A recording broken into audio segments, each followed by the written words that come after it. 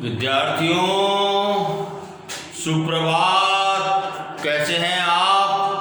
कक्षा 8 हिंदी माध्यम, विषय है गणित।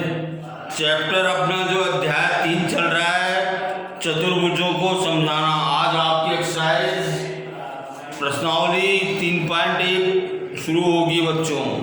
कल मैंने आपको बेसिक चीज़ें बताई थी, आपको याद है कुछ बेसिक चीज़ें जो मैंने कल आपको बताई थी।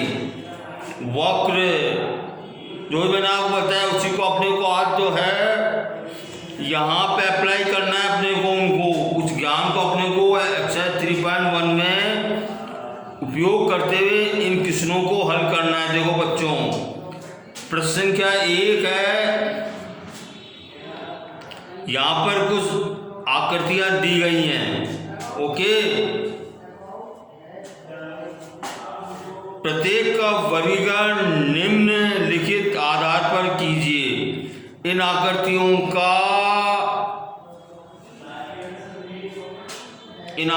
का वर्णन जो निम्न आधार पर करना है। आपको पेज नंबर 45 पर एक्सरसाइज प्रश्नावली 3.1 है। और देखिए पहला क्वेश्चन है जिसमें जो है पहले का ये जो अपने को वर्गीकरण करना है वो साधारण वक्र, साधारण बंद वक्र, बहुभुज, उत्तल बहुभुज, अवतल बहुभुज। ओके, तो देखो पहला जो चित्र है वो अवतल बहुभुज का है बच्चों। दूसरा चित्र जो है वो उत्तल बहुभुज का है। और तीसरा जो है साधारण बंद वक्र है बच्चों। और चौथा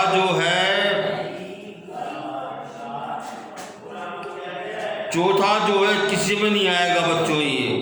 ये स्टार जो इसमें देखो कट रहा है, ये ना तो बहुभुज में आएगा और न साधारण वक्र में आएगा ये। ओके, इसको वक्र नहीं कहते अपन, किसी में नहीं आएगा ये। और पांचवा जो चित्र है वो साधारण बंद वक्र में, छठा भी जो है साधारण बंद वक्र में, और सातवां भी साधारण बंद वक्र में, और आठवां जो है साधारण वक्र है बच्चों। ओके, अब देखो क्वेश्चन नंबर 2, निम्नलिखित प्रत्येक में कितने विकर्ण हैं? एक उत्तल चतुर्भुज। अब देखो ये आप जो है बाय डायग्राम चित्र से आप इस पर समझ सकते हैं। एक जो है उत्तल चतुर्भुज, उत्तल चतुर्भुज मैंने आपको बताया था, उत्तल बहुभुज, उत्तल चतुर्भुज ये है। इसमें कितने विकर्ण, इसके अपोजिट जो वर्टेक्स को, अपोजिट शीर्ष को अपन जो है आमने सामने की शीर्षों को मिलाए थे तो वो विकर्ण कहलाते हैं। ये एक विकर्ण, दो विकर्ण होते हैं बच्चों। और देखो समषटभुज, समषटभुज में कितने विकर्ण होंगे? 6 भुजाओं वाला समषटभुज कहलाता है। ये देखो मैं बनाने की कोशिश कर रहा हूँ बच्चों। 3, 4,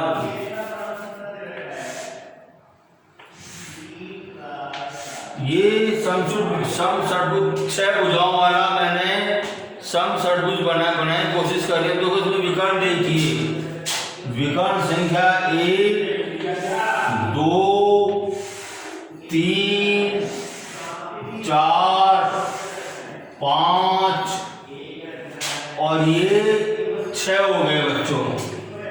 6 विकर्ण हो गए इसमें। ओके, अब देखो एक त्रिभुज में कोई विकर्ण नहीं होगा। विकर्ण जो है कोई नहीं होगा इसमें, विकर्ण 0 होगा इसमें। ओके, त्रिभुज में कोई विकर्ण नहीं होगा। क्वेश्चन नंबर 3, प्रश्न संख्या 3, उत्तल चतुर्भुज के कोणों के मापों का योगफल क्या होता है? यदि चतुर्भुज उत्तल न हो तो क्या यह गुण लागू होगा? एक चतुर्भुज बनाइए और जो उत्तल न हो तो प्रयास कीजिए। ये देखिए बच्चों, मैंने आपको बताया था चतुर्भुज का जो है, उत्तल चतुर्भुज का जो है, कोई भी चतुर्भुज जो है के कोणों का योग मैंने बताया था आपको। मैंने ये देखिए, ये मैंने चतुर्भुज बना दिया मैंने। समीकरण को मिला दिया तो एक त्रिभुज तो ये हो गया, दूसरा त्रिभुज ये हो गया, दोनों का योग 180 होता है, 360 होता नहीं होता है। त्रिभुज के कोणों के योग के गुण के आधार पर इस त्रिभुज के तीनों कोणों का योग कितना होता है, 180 होता है, और इस त्रिभुज के दूसरे त्रिभुज के कोणों का योग कितना होता है, 180। दोनों को मिला कितना होगा, 360 हो गया। और इसी तरह से अगर मैं अवतल चतुर्भुज बनाता हूँ बच्चों में, तो देखिए इसमें भी जो है, अगर मैं अपोजिट विपरीत आमने सामने के शीर्ष को मिलाता हूं तो त्रिभुज 1 त्रिभुज 2 बन जाता है ये। इसमें भी जो है सभी अंतः कोणों का योग जो 360 होगा। ओके, ये मैंने प्रयास किया है मैंने। ओके, प्रश्न संख्या 4, तालिका की जांच कीजिए, प्रत्येक आकृति को त्रिभुज में बांटिए और कोणों का योगफल ज्ञात कीजिए। अब देखो ये तरीका जो है फॉर्मूले बनाने का कॉन्सेप्ट है बच्चों, समझिए इसको आप लोग।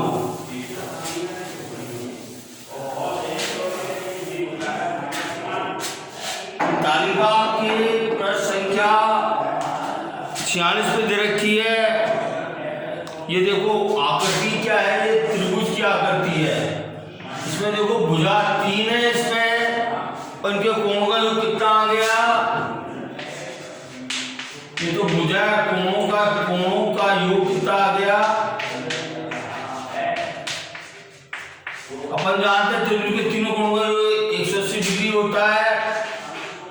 और देखिए ये चतुर्भुज है, ये इसको मैंने 2 त्रिभुजों में बांट दिया मैंने। देखो इस चतुर्भुज में 4 भुजाएं होती हैं, और देखो अपन जानते हैं 360 डिग्री होता है इसका कोणों का योग।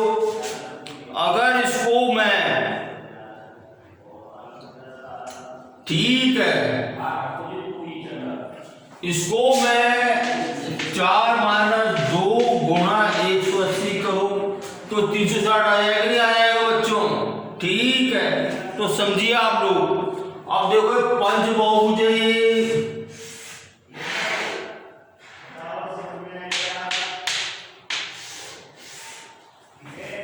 पंचबहुभुज है बच्चों ये। अब देखिए मैंने इसको जो है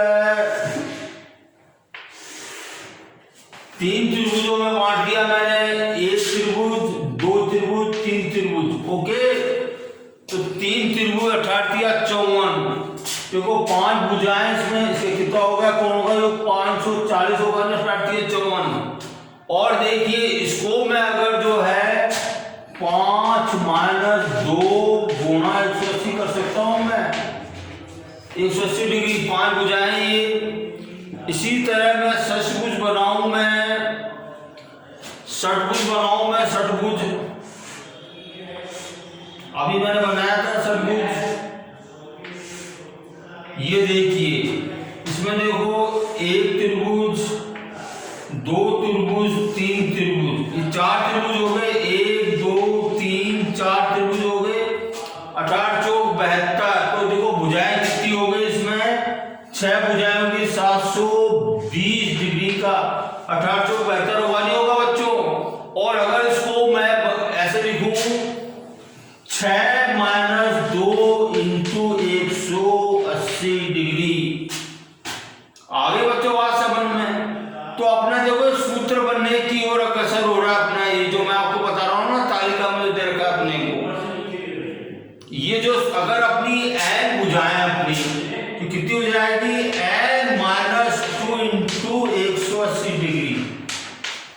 अगर n कुछ भी हो सकती है, 3 भी हो सकती है, 4 भी हो सकती है, 5 भी हो सकती है, 6 भी हो सकती है, 7 8 9 10 11 12। तो ये जो है बहुभुज के अंतः कोणों का योग का सूत्र आ गया। क्या आ गया, भुजा -2, जितनी भुजा होती है उसको 2 माइनस कर दो, उसको 180 से गुणा कर दो, तो जो है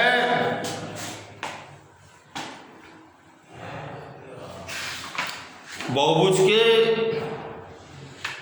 अंतःकोणों का योग आ जाएगा। ओके बच्चों, और देखो एक चीज आपको ध्यान रखनी है,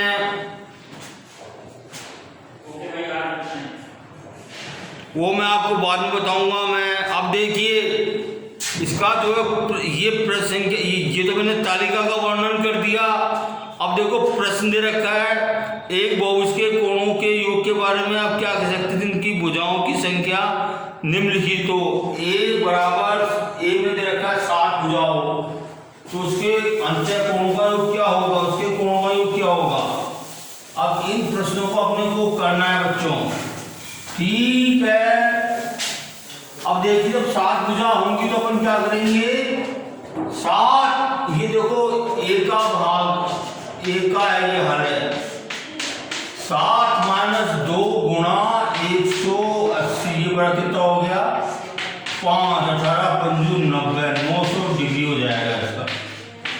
ओके बच्चों, बी बताता है, बी बोलता है ये कितना है, बी में 8 भुजाएं हैं, क्या हो जाएगा 8 - 2 गुणा 180, कितना हो जाएगा 6 कितना होता है 6 1080 डिग्री हो जाएगा ये। और सी कहता है ये सी कितना है 10, तो क्या हो जाएगा इसका 10 - 2 × 180 डिग्री, कितना हो जाएगा 8 × 180 डिग्री, कितना हो जाएगा 0 8 8 64, 86 8 और 6 14, 1440 डिग्री हो जाएगा बच्चों। और डी है एन, एन डी क्या कहता है एन भुजाएं हैं, तो क्या हो जाएगा एन - 2 × 180 डिग्री, यह अपना फॉर्मूला हो गया। ओके, अब देखो क्वेश्चन नंबर 5 कहता है समबहुभुज क्या होता है।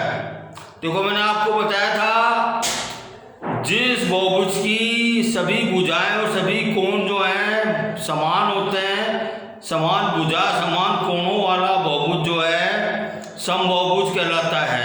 ओके, एक समबहुभुज का नाम बताइए जिसमें 3 भुजाएं हों। अब देखो 3 भुजाएं वाला समबहुभुज क्या कहलाएगा, समत्रिभुज कहलाएगा। जिसकी तीनों भुजा समान होती है तो क्या कहलाता है वो समत्रिभुज कहलाता, नहीं कहलाता है, क्या कहलाता है बच्चों, अपन इसको इंग्लिश में तो इक्विलैटरल ट्रायंगल बोलते हैं और हिंदी में क्या बोलते हैं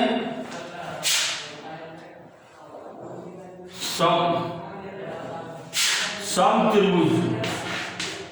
अभी मुझे इसको नाम याद नहीं आ रहा, इसको इंग्लिश में तो इक्विलैटरल ट्रायंगल बोला जाता है, इक्विलैटरल ट्रायंगल, समबाहु त्रिभुज क्या कहेंगे इसको अपन, समबाहु त्रिभुज। वो जिसकी 2 भुजा समान होती है उसको अपन क्या कहते हैं समद्विबाहु, और जिसकी तीनों भुजाएं असमान होती है वो क्या कहलाता है विषमबाहु त्रिभुज। ओके बच्चों, अब देखो 4 भुजाओं वाला बहुभुज क्या कहेंगे, जिसकी समबाहुभुज क्या कहलाएगा वर्ग कहलाएगा बच्चों, वर्ग कहलाएगा। और 6 भुजाओं वाला क्या कहलाएगा बच्चों,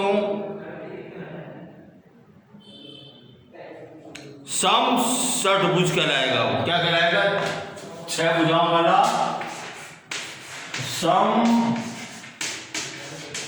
समषट्भुज, ये कहलाएगा बच्चों। अब देखो क्वेश्चन नंबर 6, निम्नलिखित आकृतियों में x कोण की माप कीजिए, ज्ञात करना है अपने को। इन क्वेश्चनों में अपने को जो है जो अज्ञात मतलब x का मान ज्ञात करना, x कोण का मान ज्ञात करना। अपन जानते हैं बच्चों, अपन ने सूत्र मालूम कर लिया, कोई भी कैसा भी बहुभुज हो, चाहे वो समबाहुभुज हो या विषम बहुभुज हो, उसके अपन अंतर कोणों को ज्ञात कर सकते हैं अपन। ठीक है, अब देखो ये पहला भाग है इसका, क्वेश्चन नंबर 6 का पहला भाग है। क्या कहता है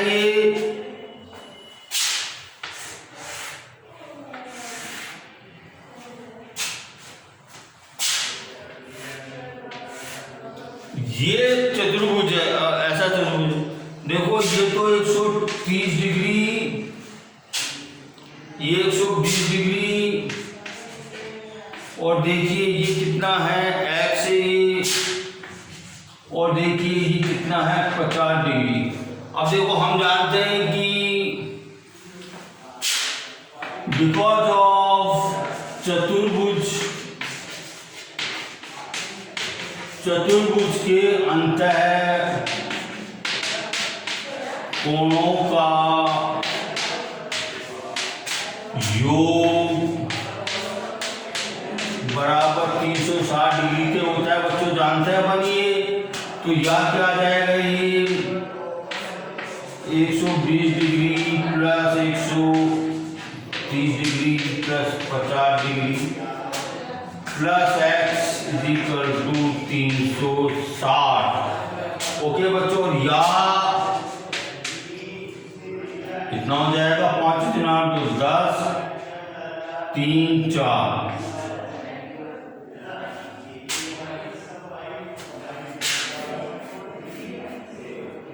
जीरो 5 × 8 = 10, 3। अब देखो ये सरल समीकरण बन गया है, रेखीय समीकरण बन गया है ये। अब मुझे x का मान ज्ञात करने, क्या करूंगा, दोनों पक्षों में से 300 को घटा दूंगा, 300 कट गए बच्चों, तो ये क्या मिल गया, x बराबर कितना आ गया, ये x का मान आ गया बच्चों। ओके ठीक है, तो इस तरह से अपने को जो है प्रश्नों को करने हैं।